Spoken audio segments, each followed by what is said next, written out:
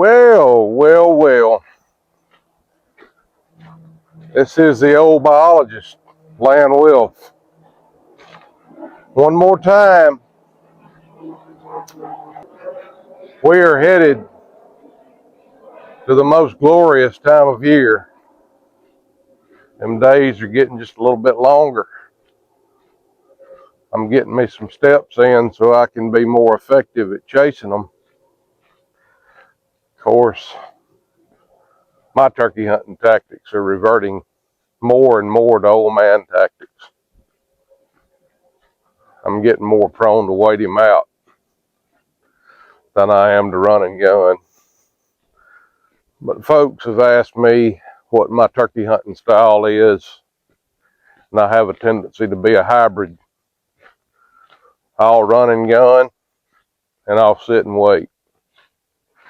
But I'm becoming more of a sitter and a waiter, especially in the early part of the season here in the deep south, because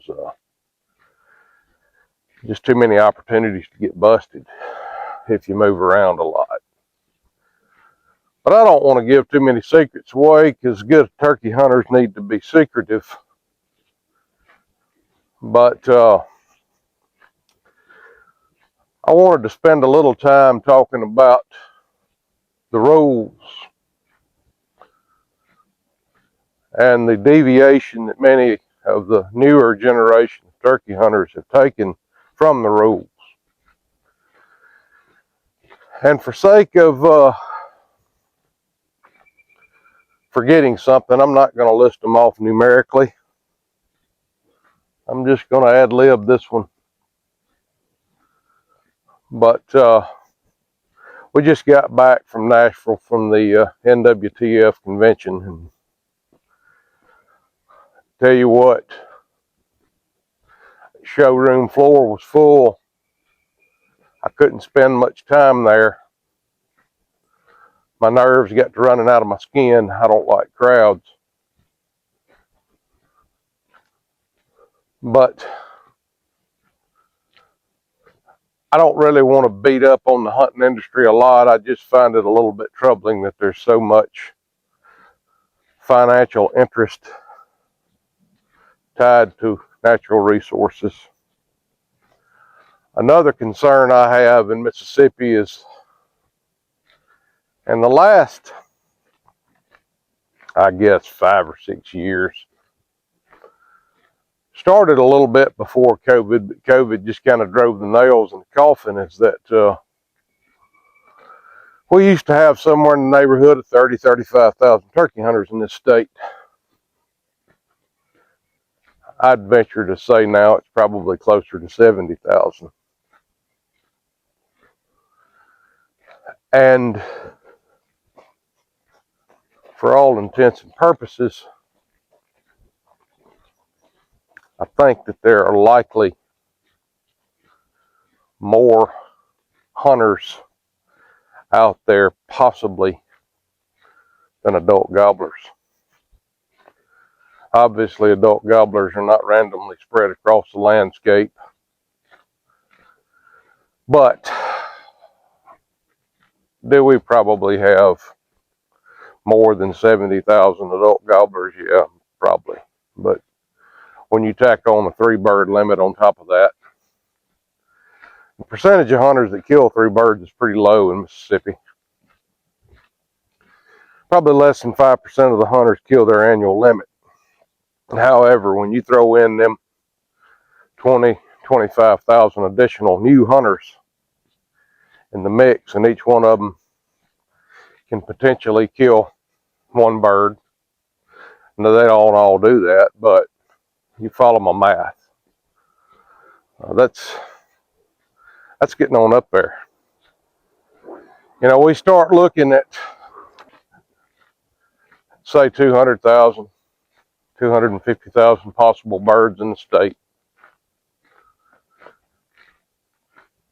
I don't know that we're too far off on the 70, 75, 80,000 gobbler thing. There should be a lot more hens in the standing crop than gobblers,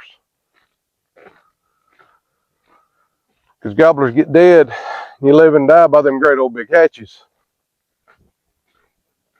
But that's outside of the scope of this discussion. So, the rules for all of you new guys out there that are out there plugging away at them. We've got a real problem in this state and a lot of the deep south, but Mississippi seems to be a little worse than others, is the deer feeding and baiting. It's created a societal norm to shoot critters overfeed. The wild turkey is inherently susceptible to bait. Very. And you throw in a pup tent blind and a cell phone trail camera, they're easy to kill over some scratch feed. Much easier to kill than calling him with a gun.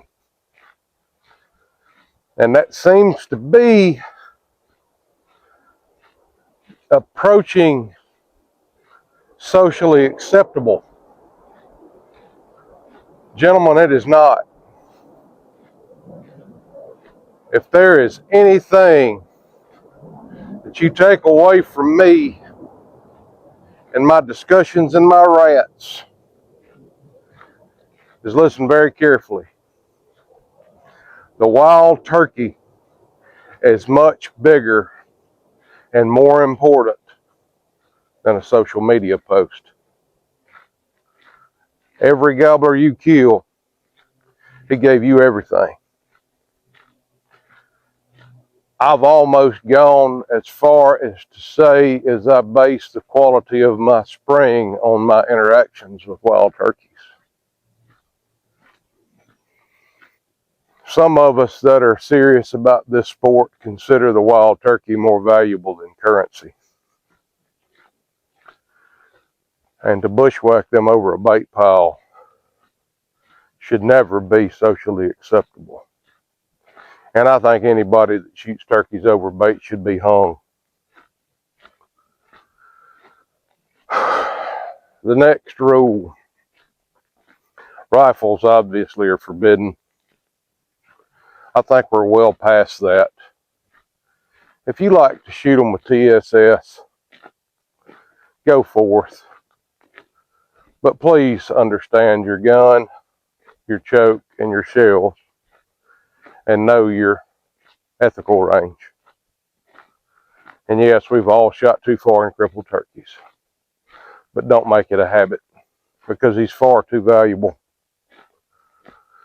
to feed coyotes. The next rule, in my opinion, turkey hunting, unless you are with an inexperienced hunter, a young hunter under the age of 16, or a family member like a spouse. Turkey hunting is best a solitary sport. It should just be you versus him. The twosomes and threesomes and foursomes, wandering about the woods bumping turkeys, make matters worse. And you also have these conglomerates of hunters, and I love me some onyx, don't get me wrong, but the sharing of locations of gobblers between a group, I have some pause with it. I have a problem with it. These young cats make them a little group of friends, a little club. They find turkeys and they share them, and they stage vehicles at public land gates, and they rim wreck as a group entire compartments of public land. Frown on it. It should be you versus him. You should find your own turkeys, unless somebody so graciously gives you one. But let's try to keep it to one. Don't be sharing pens of gobbling birds between half a dozen guys. That ain't cool.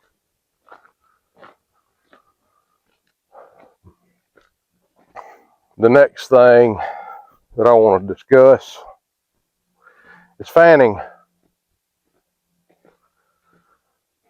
Y'all would expect me to be anti-fanning.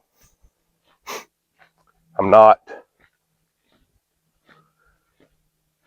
I was fanning before it was mainstream, but I do it differently. I do not reap, but I use a fan in a unique manner that I'm not going to tell you about.